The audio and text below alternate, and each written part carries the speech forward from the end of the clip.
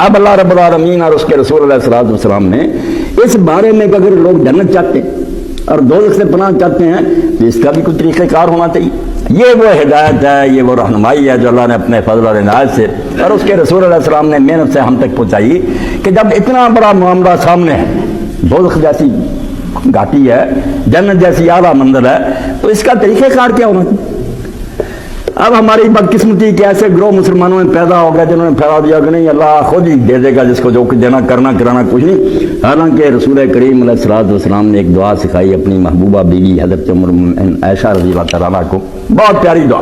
اس میں ہی سارا مسئلہ حل کر دیا کہ جنت مفت میں ملتی ہے لوگوں کو اور دوزخ میں خاک مانگ کھا جاتے ہیں لوگ.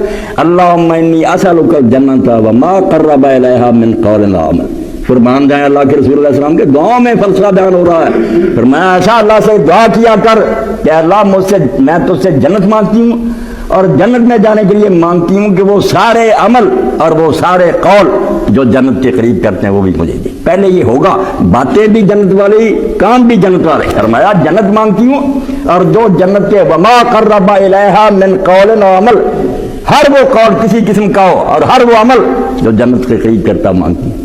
وَأَعُوذُ بِكَ مِنَ النَّارِ وَمَا قَرَّبَ إِلَيْهَا مِنْ قَوْلٍ وَعَمَلٍ. اور دوزخ سے پناہ مانگتی ہوں, اور دوزخ سے پناہ اسی طرح ملے گی کہ ہر وہ بات جو زبان سے نکلتی ہے یا کام جو ہم ہاتھ پاؤں سے کرتے ہیں جو دوزخ کی قریب کرتا ہے اس سے مجھے بتا دیا کہ یہ زبان اور یہ ہاتھ پاؤں یہی جنت کو لے جائیں گے, یہ جہنم ہے. تم نے خود اپنے ہاتھوں سے جو کچھ کرنا یہی تمہارے سامنے جنت دوزخ بن کر آئے گا, اللہ کی طرف سے کچھ نہیں ہوگا. اسی لیے کئی نیک لوگ کہتے ہیں کہ جو آدمی جا کر وہاں میوے دیکھتا ہے, وہاں جنت کے محل دیکھتا ہے, نہریں دیکھتا ہے, وہ اس کی اپنی نیکی تو جہاں سے لے کر گیا.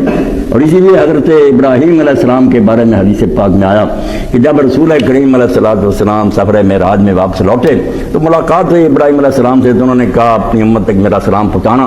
اور علماء کہتے ہیں کہ یہ ہم درود پاک میں پڑھتے ہیں ابراہیم علیہ السلام کا ذکر, شاید اس سلام کا ہی جو آپ حضور نے سکھایا, تو انہوں نے جو یاد کیا اور کہا کہ میرا سلام ہم تک پہنچانا, تو تم بھی درود پاک میں پڑھو کما صلی اللہ تعالیٰ ابراہیم اور کما بارک تعالیٰ ابراہیم. تو ساتھ ہی یہ کہا کہ یہ خبر دینا کہ جنت کی زمین بہت زرخیز ہے, بہت عمدہ مٹی ہے, مگر ہے یہ ویران پڑی. سمجھنے کی بات کہ یہاں کچھ نہیں, نہ محل ہے نہ کوئی پودا, کچھ نہیں. لوگ خود اپنے ہاتھ سے پودے لگاتے ہیں, تو پودے حضور نے فرمایا ان میں سے ایک بہت بڑا خراس جو ہے نا پودا لگانے کا طریقہ, وہ سبحان اللہ والحمدللہ ولا الہ الا اللہ واللہ اکبر پڑھنا. یہ بھی سکھایا کہ یہ ابراہیم علیہ السلام نے کہا اگر پودے چاہتے ہو تو یہ بنے.